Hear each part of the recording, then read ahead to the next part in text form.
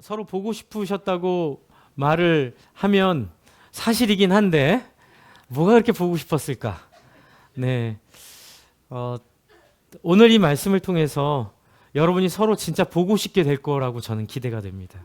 이제 왜냐하면 이 말씀 안에 있는 우리의 역할과 우리의 삶이 바뀌기 때문에 기대가 생기고 사람에 대한 소망이 생기는 거거든요.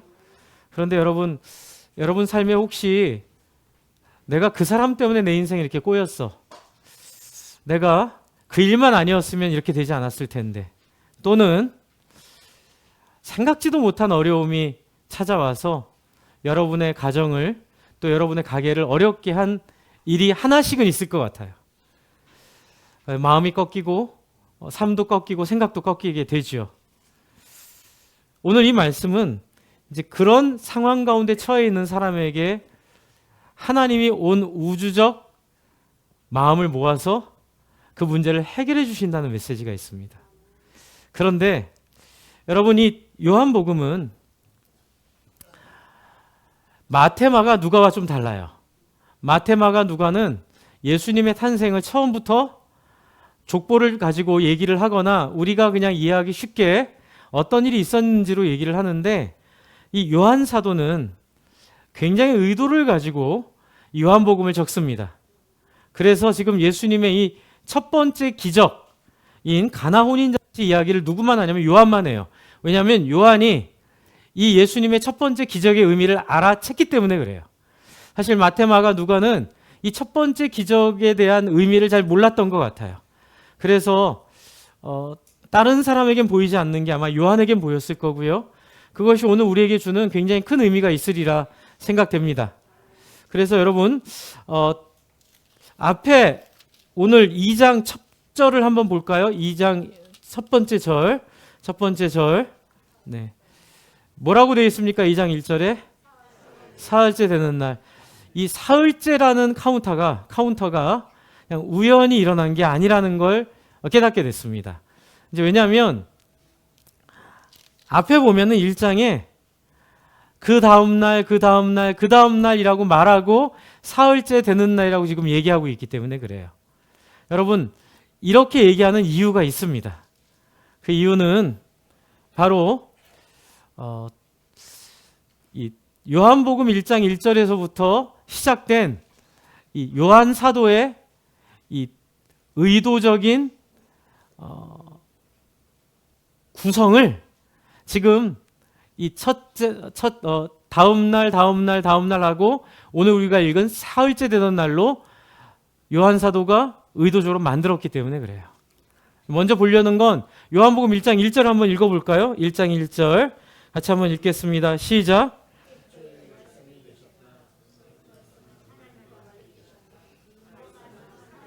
네, 여기 있는 빨간 글씨죠. 태초에 뭐가 계셨다고 첫 절에 시작을 해요? 말씀이 계셨다. 그 말씀은 하나님과 그 말씀은 그리고 그 말씀은 누구죠? 예수님이세요. 그러니까 사도 요한은 이 첫 절부터 예수는 하나님의 아들이라는 걸로 시작을 합니다.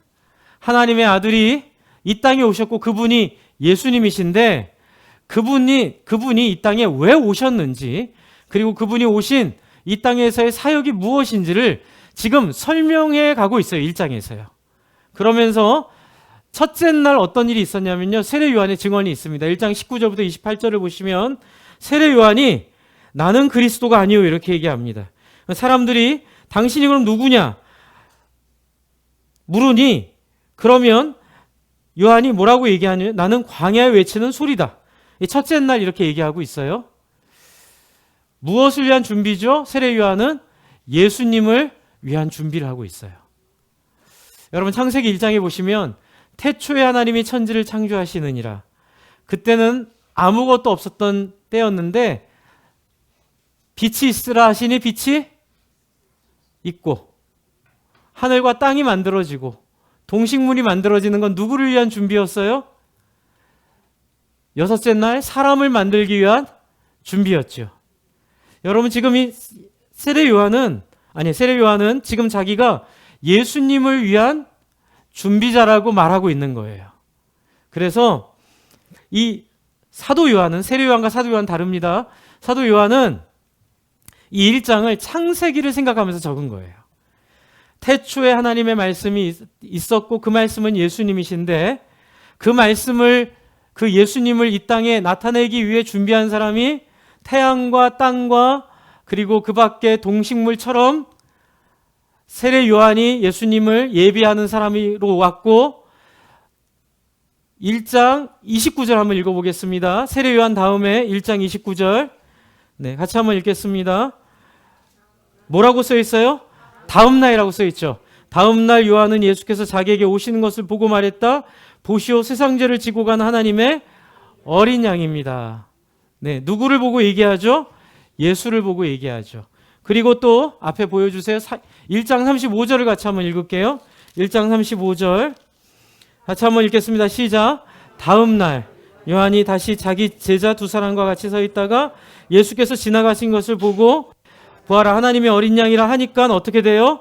두 제자는 요한이 하는 말을 듣고 누구를 따라가요? 예수님을 따라가요. 의지적으로 따라가는 거예요, 지금. 그리고 또 데이 4, 네 번째 날 1장 43절입니다.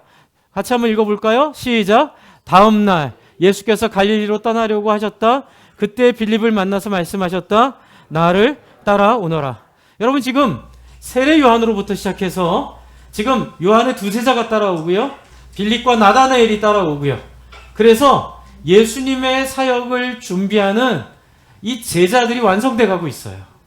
이것은 무엇과 같냐면 천지창조 때 인간을 위해 준비를 했던 환경들, 달과 태양 이런 것들이 창조된 것과 지금 병행처럼 사도 요한이 그 상상을 하면서 적고 있는 거예요. 그래서 네 번째 날까지 얘기를 했습니다. 그리고 나서 일곱 번째 날을 2장 1절에 사흘째 되던 날이라고 하면서 가나온인 잔치를 얘기해요. 여러분, 이 내용은 굉장히 큰 의미를 갖고 있더라고요. 여러분, 사흘째까지 준비하고 며칠째 지금 가나온인 잔치를 하고 있죠? 네, 사흘째. 그럼 7일째예요. 여러분, 천지창조는 며칠 동안 이루어졌어요? 6일 동안 이루어졌고요. 7일째 뭐합니까? 안식하거든요, 7일째. 그런데 안식이 노는 게 아니에요. 안식이 무엇을 의미하냐면 교제하는 걸 의미해요. 창조자이신 하나님이 완성된 창조물을 보며 누구와 함께 어울려요? 인간과 동물과 이 창조 세계와 함께 하나님이 함께 어울리는 걸 안식이라 그래요. 집에서 남편이 노는 날 아무것도 안 하고 애들이랑 안 놀아주고 누워서 잠만 자면 미워요, 이뻐요? 밉잖아요, 그쵸? 쉬는 날이라고 노는 게 아니라 뭐 해야 돼요?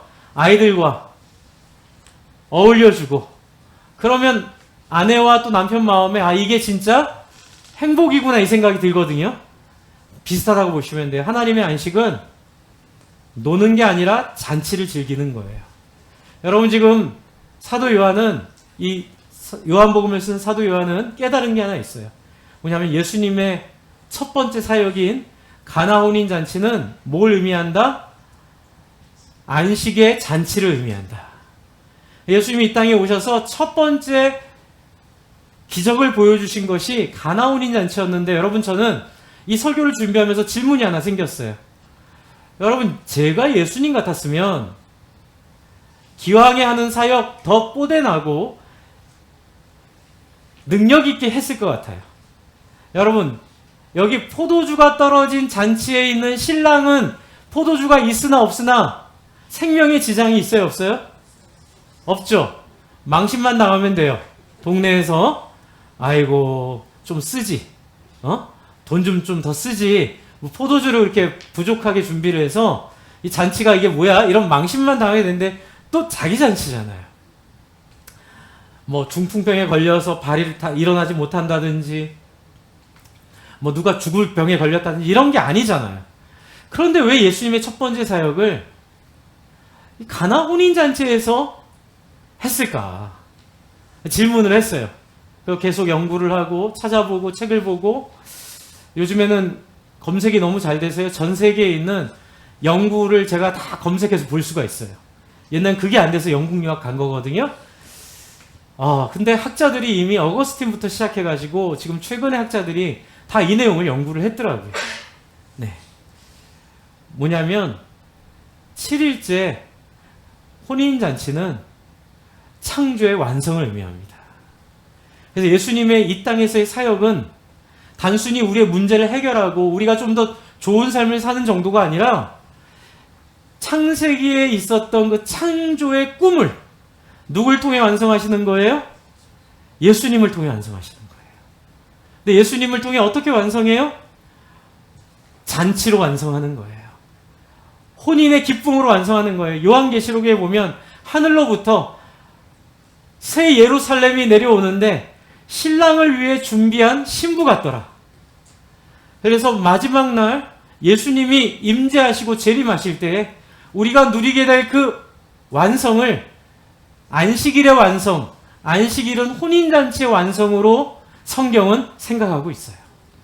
그래서 지금 예수님이 가나 혼인잔치에 가셔서 이 포도주가 떨어진 상황을 경험하신 그 섭리는 우리 이 땅에 예수님이 오셔서 창조의 완성이 완성하지 못한 마지막 완성을 제자들을 통해 완성시키시고 당신이 데이7에 제가 뭐라고 했죠? 2장 1절에 사흘째 되는 날, 그쵸? 4일로부터 3일째 되는데 이 3일은 부활을 의미해요.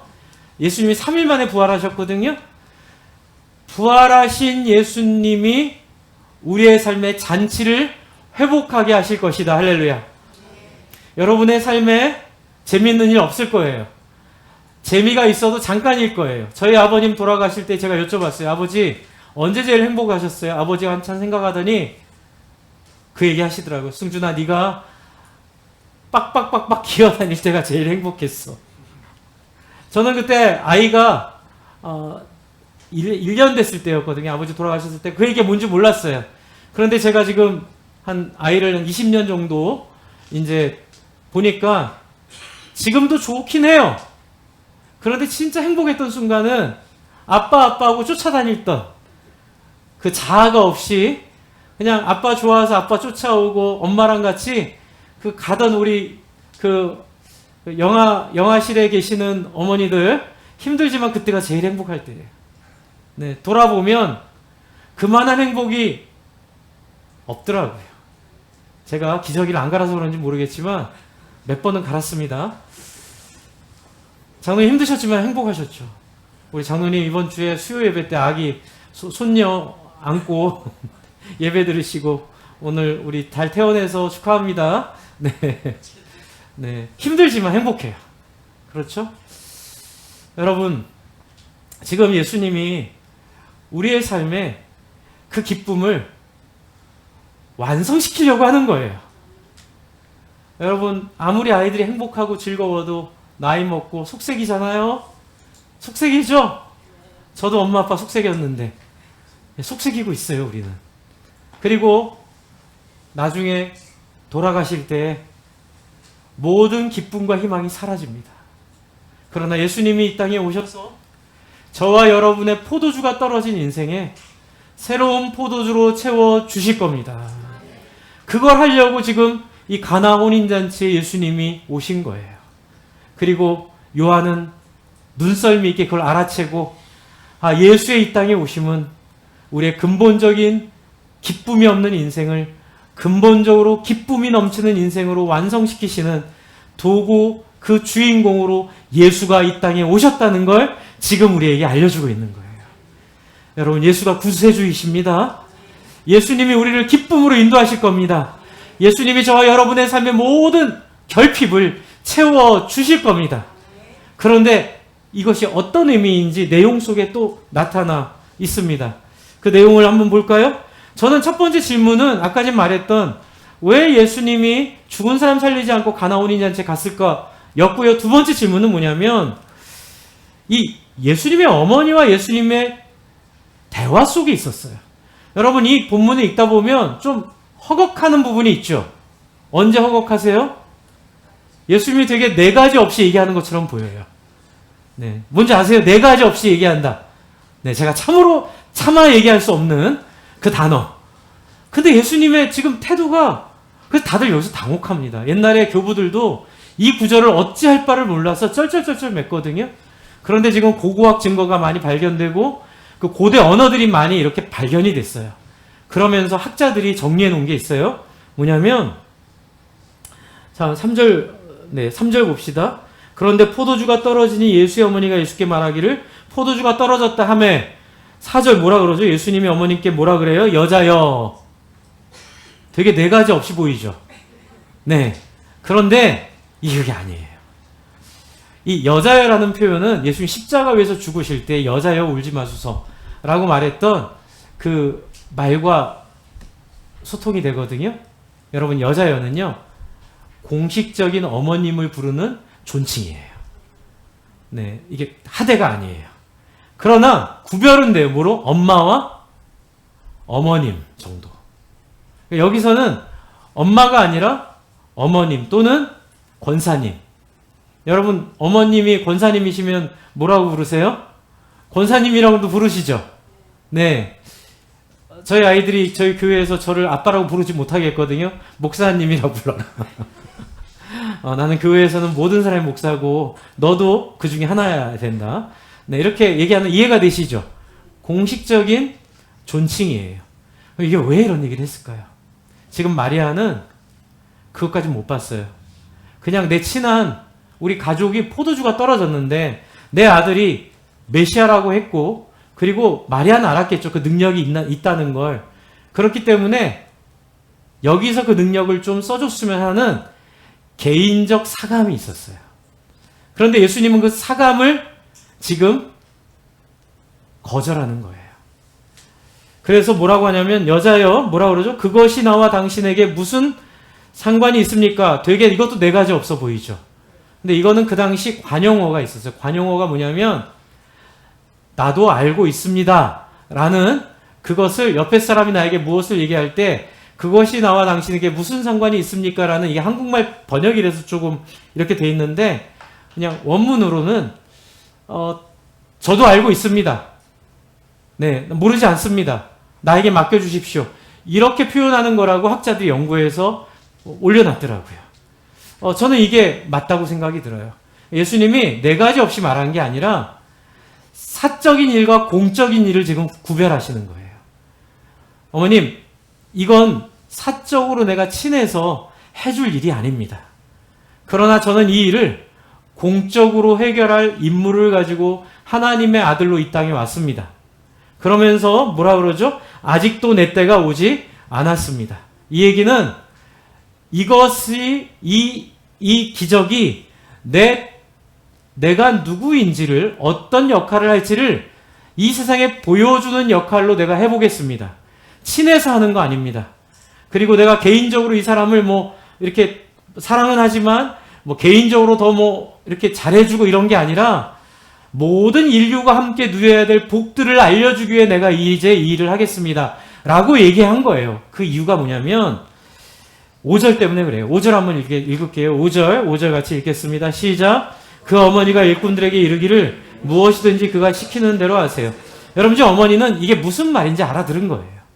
그렇기 때문에 그 일꾼들에게 부탁합니다. 지금 내 아들이 뭘 시키더라도 그것을 따라 해주세요. 그리고 나서 예수님이 하시는 일이 놀라운 일을 합니다. 굉장히 중요한 포인트예요. 여러분, 볼펜이 있으면 6절에 동그라미 쳐놓으세요. 6절에 동그라미 쳐놓으시고요.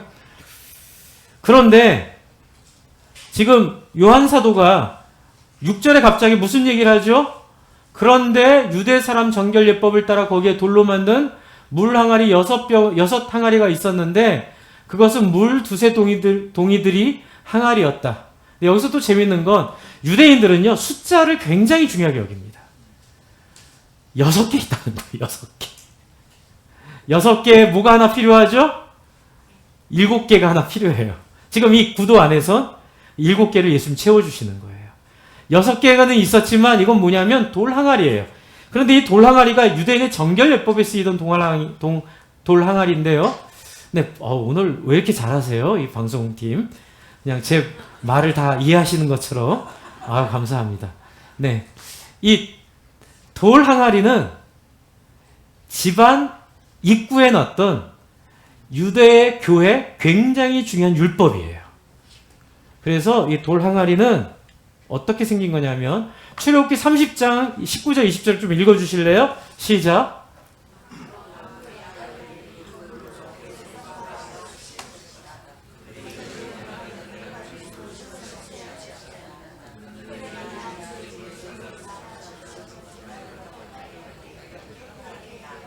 여러분, 그 당시 고대 근동도 그렇고요. 중세도 그래요.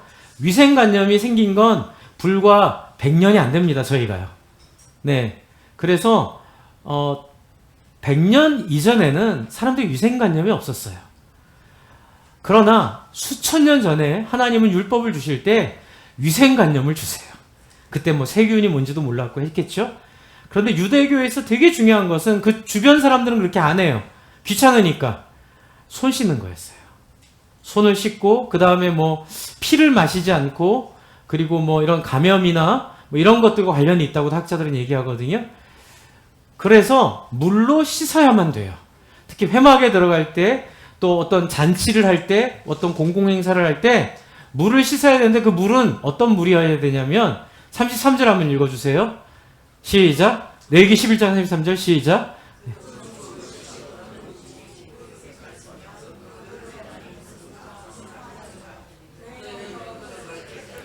네, 정결 예식을 하되 정결 예식에는 쓸 수 없는 그릇이 구운 그릇이에요. 그런데 가장 만들기 쉬운 그릇은 구운 그릇이죠. 구운 그릇은 스며들어가요.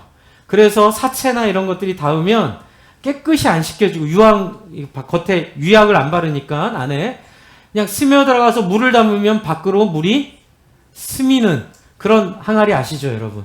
네, 그런 항아리였어요. 그래서 그런 항아리는 정결 예식에 쓸 수 없어요. 부정하게 될 수도 있으니까. 그래서 돌을 깎아서 힘들지만 돌로 이렇게 항아리를 만들어서 항상 놔뒀어요. 그래서 잔치에 들어갈 때 돌 항아리에서 물을 떠서 사람들이 손을 씻기던 항아리. 여러분, 지금 이 잔치에 많은 사람이 왔어요. 이 돌 항아리에 물이 비었을까요? 채워졌을까요? 비워졌죠. 왜요? 사람들 손 씻으라고 물을 비워서 줬잖아요. 그 뭐 절반이 비워졌던, 다 비워졌던, 비워졌을 거예요. 그러자 예수님이 그 돌 항아리에 뭐라고요? 사람들에게 다시 물을 채워라. 그리고 그 물을 어떻게 해요? 떠다가 사람들에게 이게 정결 예식에 쓰던 물 항아리입니다. 마시세요. 오액. 그렇게 줬을까요? 아니요. 뭐라고 갖다 줬죠? 새 포도주입니다. 라고 주라고 하인들에게 명령했는데 놀라운 건 하인들이 여기서 잡소리 안 하고 잔소리 안 하고 그냥 그대로 뜨르 떠가지고 간 거예요. 보통 사람 같았으면 말이 돼? 그리고 여러분 손 씻는 물 마시라고 그러면 여러분 기분이 어떻겠어요? 네, 마시는 물은 아니잖아요. 그랬는데도 그냥 갖다 떠줍니다. 그러니까 지금 예수님이 어머님과 한 얘기가 짧지만 예수님의 어머님과 한 얘기 사이에 어떤 아우라가 있었을 거고요. 그 느낌을 이 하인들이 알았을 거예요. 그래서 이거를 갖다 떠줬더니 뭐가 돼요? 물이 변하여 포도주 됐는데 어떤 포도주예요? 극상품의 더 좋은 포도주가 된 거예요. 그래서 뜬금없이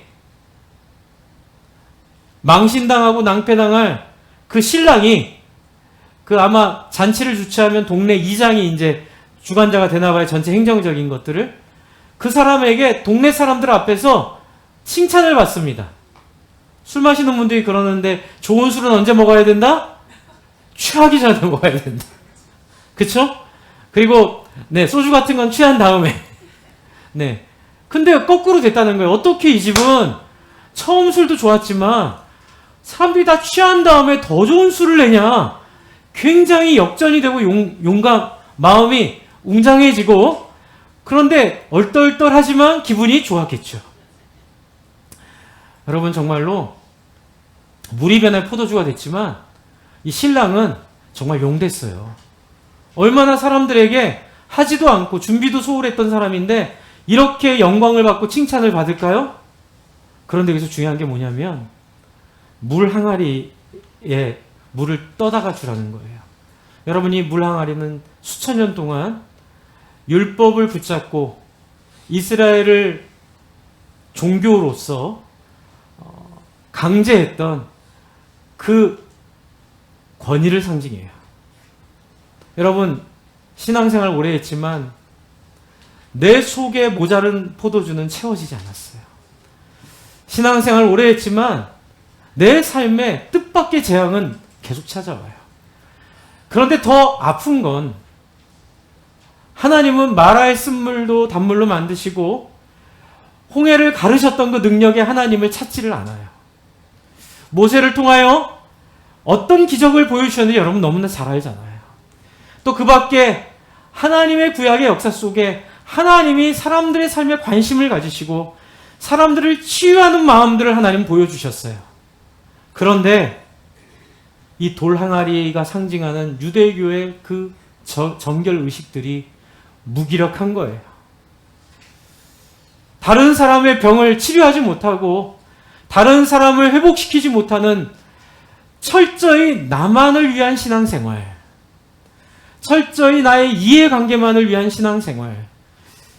그래서 율법사인데도 대제사장인데도 예수님이 다른 사람을 살리는 걸 이해하지 못하고 다른 사람이 회복되고 온전케 되는 것이 기쁨이 되기보다는 다른 사람이 살아나는 것이 나에게 어떤 유불리를 줄 것인가 따지느라고 그 사람의 회복에 동참하지 못하는 이 비참한 종교들.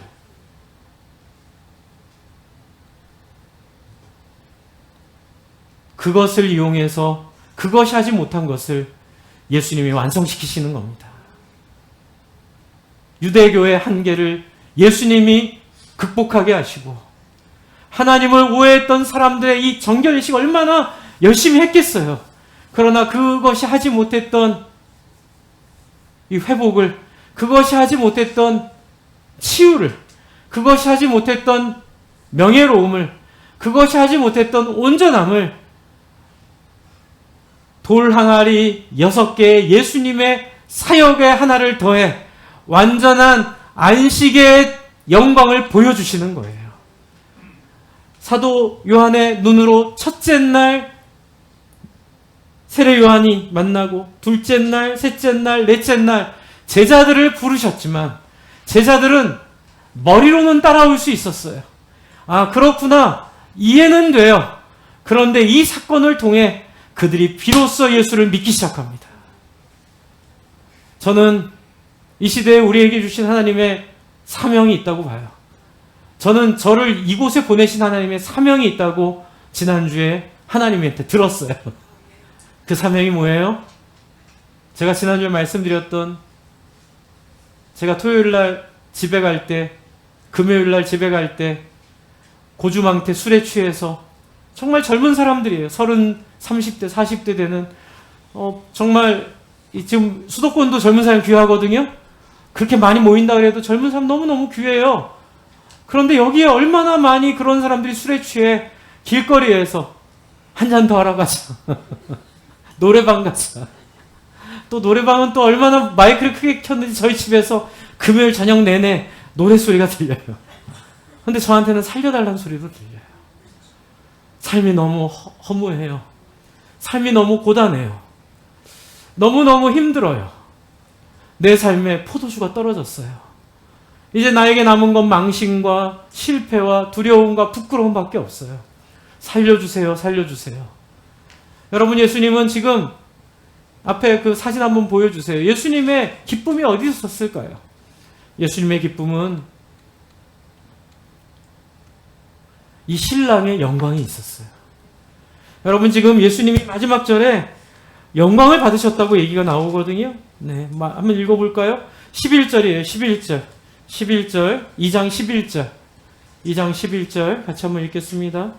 시작. 예수께서 이 첫 번 표징을 갈릴리 가나에서 행하여 자기의 영광을 드러내시니 그의 제자들이 그를 믿게 되었다.